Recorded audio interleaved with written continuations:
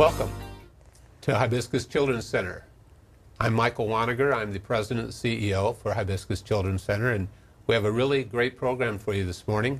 Essentially what we're going to do, as many of you may know, Hibiscus Children's Center is starting its 4th decade here on the Treasure Coast.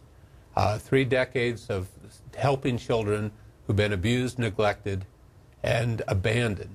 And many people may be aware of the fact that we have the residential shelter down in Martin County for the younger children and the village for the teenagers up.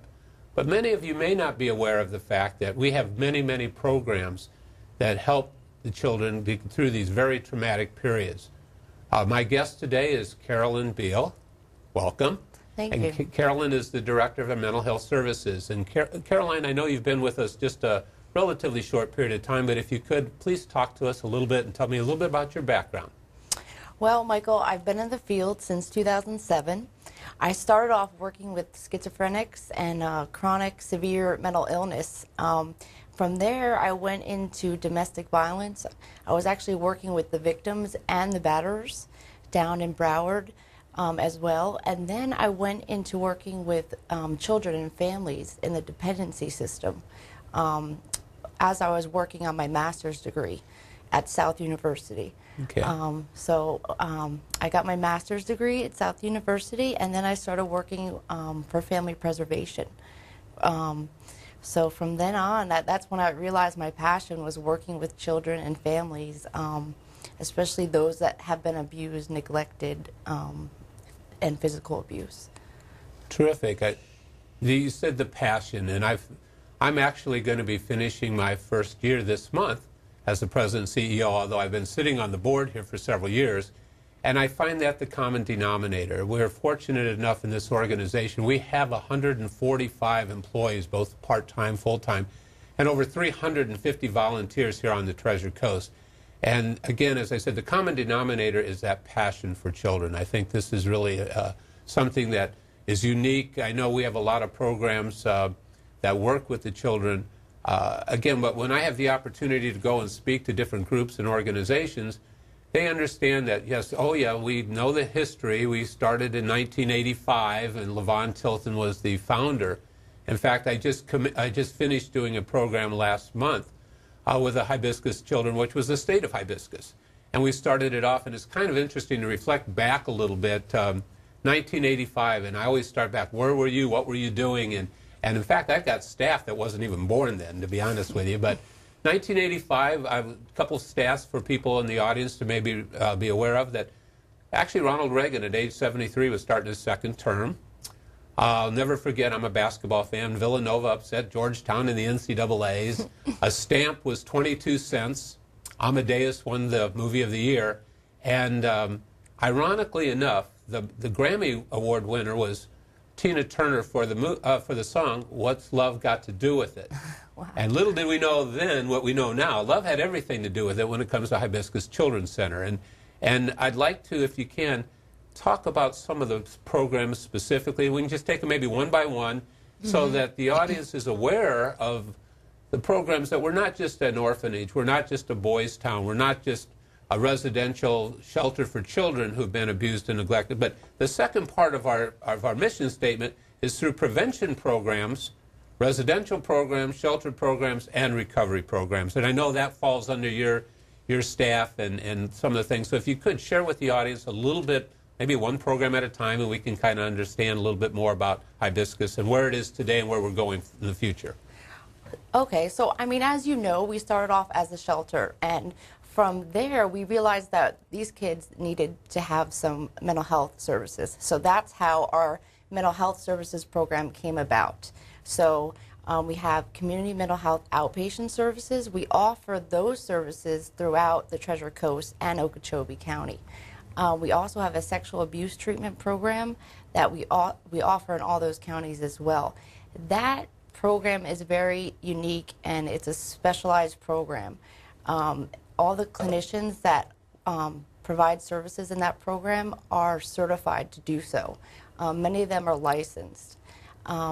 So then we also have the behavioral health overlay services in both the shelter and the village. So those are also specialized services that we provide, our clinicians provide daily to those kids that live in the shelter and the village in those residential programs. For novices like me who do not have the clinical background, you threw out a lot of terms there that I'm not sure I'm familiar with, although I'm going to play around a little bit. I do know a little bit about it, obviously, but what would be how do people who have their children who have been victimized through any of these programs, and I do know the sexual abuse treatment program is renowned throughout the state. I know we've received a lot of recognition on that, and unfortunately one of the statistics that we're not very proud of in the state of Florida is that in today's world, the state of Florida is the third in human trafficking. We understand that. So there's absolutely a need today, probably more prevalent than maybe when Levon started this 30 years ago. So can you talk a little specifically about the sexual abuse treatment program and how we help children get through some horrific situations? Okay, well, Hibiscus, we are contracted with the Department of Health, and they oversee our sexual abuse treatment program. We receive grants and funding through them. Each year they come and they monitor our program to make sure that we are following all the protocols and delivering services as faithfully as they would like. So we are the #1 participant in that program, so and we are in full compliance every year. In that program, we provide therapy to clients who have been sexually abused. They are victims of sexual abuse, and they go through the program, which is about 6 to 12 months. And we use a trauma-focused cognitive behavior therapy approach to get the best outcomes. Most of those clients have PTSD symptoms, depression, anxiety, so our goal is to reduce those symptoms and return them back to their previous functioning and to heal the family. Okay. Now, I understand your main office is here in St. Lucie County, right in Fort Pierce, but you also have staff that go throughout the Treasure Coast, in Okeechobee, down at the shelter, I believe down in Jensen Beach, up in the village, up in Vero Beach. And how large is your staff? Because that's a pretty widespread geography. In Okeechobee County, we have a licensed mental health counselor, and we have 2 master's level clinicians that are full-time, and they're registered interns with the state of Florida, so they're license eligible. Okay. We also have 1 part-time staff out in Okeechobee. In Martin County, we have a full-time staff who's license eligible at the shelter, the residential program. And then we have an art therapist who works in Martin County part-time. We also have 5 full-time staff in Fort Pierce, St. Lucie area. Okay. Okay, who are all license eligible. In Indian River, we have a licensed staff, and then we have 3 license eligible clinicians who work at the village, the residential program there. So it's one of the most professional, thorough staffs, and I know you threw a lot of terminologies at me again. I do not have that scientific background, but I understand and appreciate it. I know one of the other programs that we work with is the Infant Mental Health Services. Can you tell me a little bit more about that in our audience as well? With the Infant Mental Health Program, the clinicians who provide services to those clients and their parents, they have to be trained in that program where they're working with infants and their parents to address whatever symptoms that are occurring. Mostly it's children that are abused, neglected, taken from their parents, but we're trying to get them maybe adopted or reunified with the family if that's appropriate. So you're just not working just with the kids, the infants, you're working with the parents too, or the caregiver. And how do the children come into the Hibiscus world, if you will? I mean, how are they referred to? Or, I mean, is it families? Is it neighbors? Is it how do we recognize that? And then obviously they come in for diagnostic qualifications to find out where they are and what they need. And I know you have Dr. Prado as an example is a full-time at the Fort Pierce location. So I'm just curious if anybody needs or has a desire to understand how the children come to us. How does that work? Well, with Hibiscus, what makes us unique is that we take mostly victims of physical abuse, sexual abuse, neglect, abandonment. That's really our mission statement. So we get referrals for kids that are usually victims and their families. You know, they come in and we do an assessment and we make our recommendations. Also, we have an on-site psychiatrist, Dr. Prado, who can see the children to assess the need for medication management. So most of our referrals do come through the community, the local CBC, case managers, even you know, community-based referrals, just people coming, walking in. So, and then it's at our residential programs, those are with, you know, they're coming from the state, you know, they're being removed, so. As the president CEO of the organization, I'm in all 4 counties, and I can tell you firsthand, I walk into a lot of the different facilities that we have throughout the Treasure Coast and Okeechobee, and you're doing phenomenal work. I can see the passion, the clinicians, these children coming in, and in many cases, most cases, in fact, I would say all cases, not through any fault of their own, but they've been victimized, and they really need something to happen that we can help in this community. And one of the things I shared at the State of Hibiscus is that really our hope and our dream is, even after as we begin our 4th decade here on the Treasure Coast, is we become the agency that all other agencies want to emulate. And by that, and why shouldn't we be? As I've said many, many times, we have the greatest cause with the children. We have a great staff, as we just heard about, and it continues to get better. And we have tremendous volunteers and support from the community. Again, how does somebody who's out there listening say, how do I get involved? Actually, we will have the website on the screen here. But the whole concept of philanthropy, to be candid with you, has changed. 3 decades ago, a lot of people would say, you know, Michael, here's a check. Let's go have a cold drink or something to that effect. Today, the fundraising portion of it, which, and again, I have to share with people out there in the audience, we just started our fiscal year July 1, so it goes to June 30th. So what happens is that every year we need to raise $2.5 million to keep solvent, to be able to fund the programs that we're doing and doing the wonderful, miraculous work that you and your clinicians are doing, as well as for the shelter and the residents. So we have a number of activities. I'm going to talk a little bit later in the program about some of the things that are happening here in St. Lucie. They're fun events for the audience to participate, but fully understanding that their dollars are going in to fund the programs that we're just talking about right now. I think that's really critical. We're a unique, and you said what makes Hibiscus unique is because of the programs that we do. We have people from all over the country. I know we have a program called the Strengthening Families program here in St. Lucie County that's been recognized as #1 throughout the country. People come here to watch the program, to see what's happening. Could you speak a little bit about that? Because that's kind of the prevention aspect before the children really get in here, is it not? Yes. That program is unique in itself because that person who's working with, they're working with the entire family. They're going to be participating in group counseling as well as family counseling, individual counseling, and they're really just trying to get the family system back to where it needs to be, and essentially to strengthen the family. So it's about a 12 to 24 week course, okay, and they get resources, and they have a great succession rate. So if somebody's out there, and again, there's been a lot of difficulty the last several years with the economy, people have lost jobs.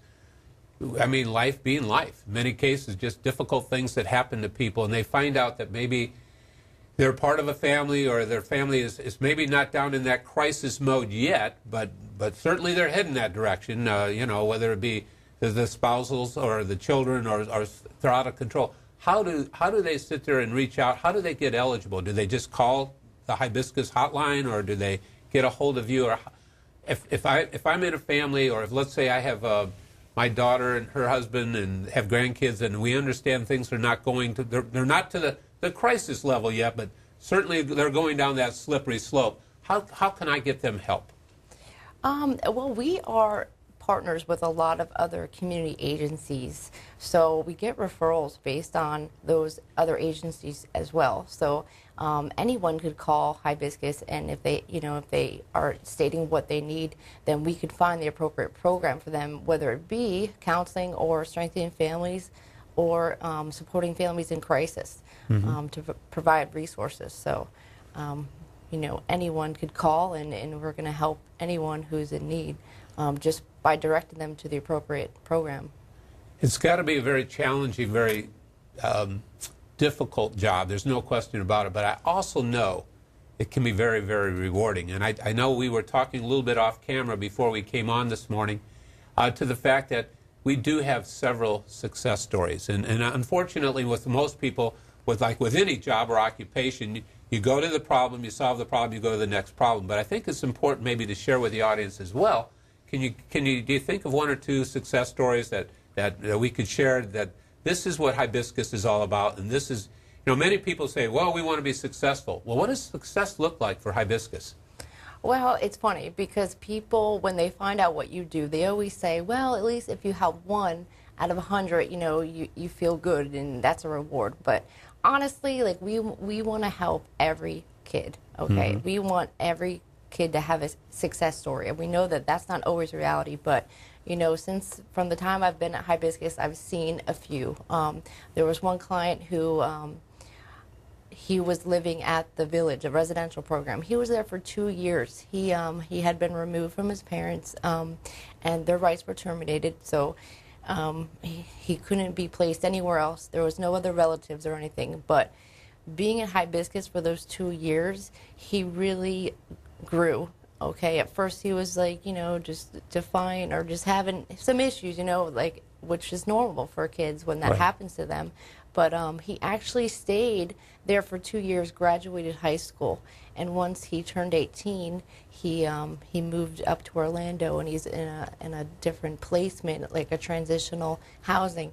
So he's doing well, and he reports back to the staff all the time, and he's doing well. So I would consider him a success story because he actually made it through and graduated high school, and took that opportunity to change his life. He even he even spoke to the other kids before he left the program and told them, I used to be just like you, but I changed my life, and you guys should get on this side too. So I know the young man you're speaking about, and I've had the opportunity to personally sit down with him and talk and listen. I think many times these children just need to be somebody to listen to them and kind of guide them, and he has been a real success story. Again, as I mentioned, last month we did the state of Hibiscus, and for those of you who did not have the opportunity, and this is offered to the 4 counties really to kind of learn more about it and how you can participate and volunteer, and either through your financially or your time or whatever it might happen to be. We had 2 other graduates, and I do remember, and obviously we can't call them by name, but one, the state of Florida just passed the transitional living law this year that allowed us to go from 18 to 21. Before it was 18, they had to age out. We have a young man who's up in Vero Beach at the same village, and he's really kind of been the role model. And I remember things that kind of touched my heart a little bit. He had some difficulties, family difficulties. He had a younger brother, a lot of things that were happening to him, but did really well. And he said, I did the best of my whole life when I was at the Hibiscus village. And he says, I'm going to be 18. I know this law just passed. What's the opportunity I can stay and really function here? And we went through and we made changes, and we went to the state, and we got licensed to be able to do that. And it's really been a great role model for some of the other children who also sit there and feel like, of all the things that have happened to me in my life, this has really been the most rewarding. I've seen myself grow. Another young lady that was also at our state of Hibiscus told her story, and I think this is remarkable. She was brought to us as a young girl down at the shelter down in Jensen Beach, and she did very well, aged out, because again, after 12 years old, they go to the village where the teenagers are. Right. Worked really well with staff, fantastic young lady, graduated from Vero Beach High School, is going to college up in Gainesville, and today is sitting as a mentor for a couple of the young ladies at the village because she's been through it. And she told the story how when she graduated from high school, she didn't think it was all that great. But again, some of the volunteers and guild members actually bought her high school ring.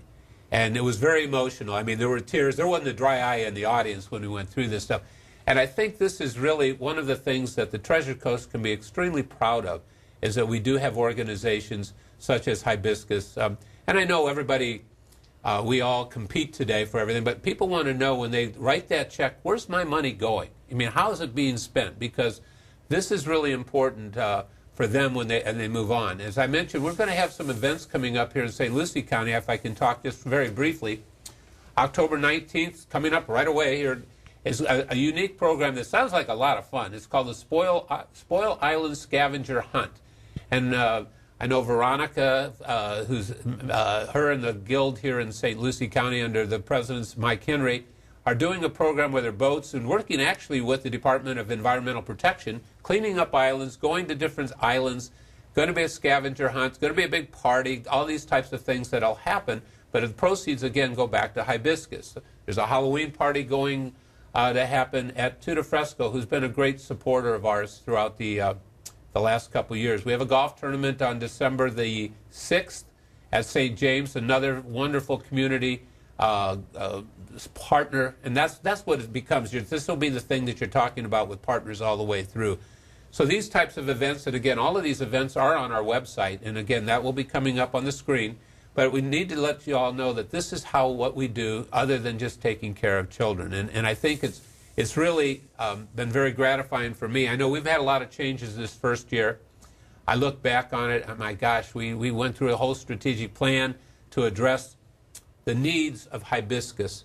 Because again, as we begin our fourth decade, the needs of Hibiscus today, being proactive, are much different than they were 10, 15, 20, even 30 years ago.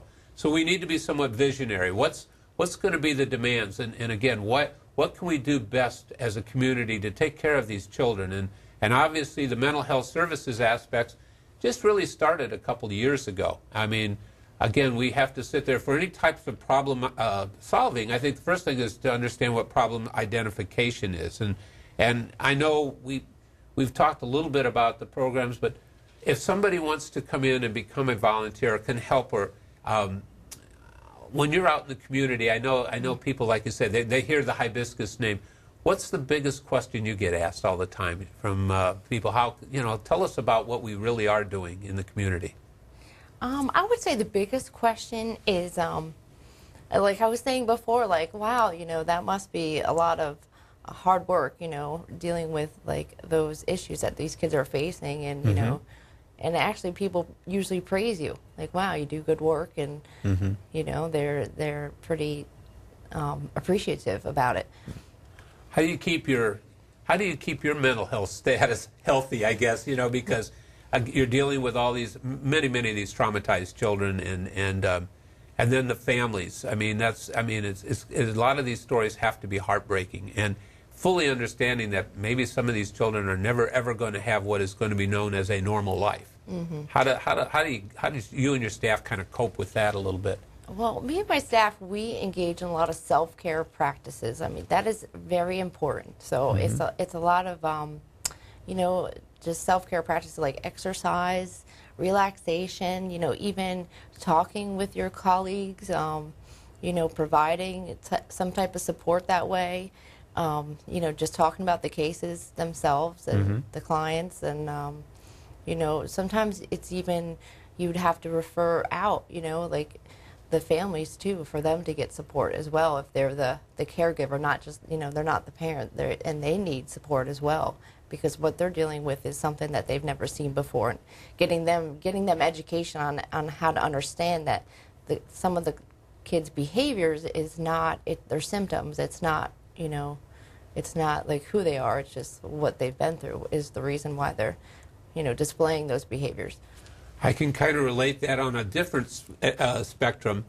For about six and a half years, I had to take care of my mother, who went through the different stages of Alzheimer's. And again, you kind of go, wow, does anybody understand that? And you go through the different stages. That, like I said, I saw the paranoia, the memory loss, the hygiene issues, the wandering, and so forth. And it really is important that you have that support staff, I guess, to really understand that and really cope, because I was even advised that 63% of the caregivers really they expire before the person you're taking care of. Right. And the question is, who is caring for the caregiver? Well, and that's part of that's what I would think the Strengthening Families in Crisis can also help as well. I do know that we are planning to have another state of hibiscus, and we're planning to, date hasn't been established yet, but sometime in January. And again, because we had this in June, and many of our community, our neighbors, they go elsewhere, up north and different places to that effect. But what we want to do in January is basically bring you back some of your staff, some of the programs, and we're going to have again, this was at IRSC, who's been a terrific partner of us. They host this. We had 200-300 people. I would expect we'll have 400 or 500 people the next time. We've invited the governor. We invited all the dignitaries, because it's important that they get behind the programs and see the success stories, because unfortunately you pick up the newspaper today and it's always negative. If there is a good story, unfortunately it's buried somewhere between the obituaries and the comics, if you can find them at all. And the plan that we really want to do is sit there and educate the community on what is happening with hibiscus. And specifically, I think they know about the historical aspects from when LaVon Tilton started her dream. And I had the opportunity of spending some time with her in Martin County this weekend. We did a music festival down there, which was terrific. It was like when I was a child. You had from the 80-year-olds to the 18-month-olds running around, enjoying life, and really being the family center itself. So we will have that on our website once the dates have been determined, talking about the programs that we're really looking at. So I really want to thank you this morning for sharing a little bit, educating myself. Every time I talk with you, I learn something in addition, so I know that the audience out there is doing that as well. Again, for those of you in the audience, please, I ask you to sit there and seek out Hibiscus Children's Center. I mean, be proud that you're in a community that has an organization like this that is doing so many wonderful things for children due to people like Caroline and her staff. I mean, these are things that are different and are unique. And again, another reason why you should have pride in St. Lucie County and the Treasure Coast. Hibiscus Children's Center has rewarded me in ways that I never thought never thought I'd be in this position, never thought I would follow this after my career. But it's really been probably the most rewarding thing. As I've always shared with people, everything in life prepares you for what you're about to do. So all of us go through this. We're all brothers and sisters, and we need to take care of each other. So at this, I would like to say thank you, Caroline, again, and thank you in the audience, and give us a call. Look us up. Thank you very much.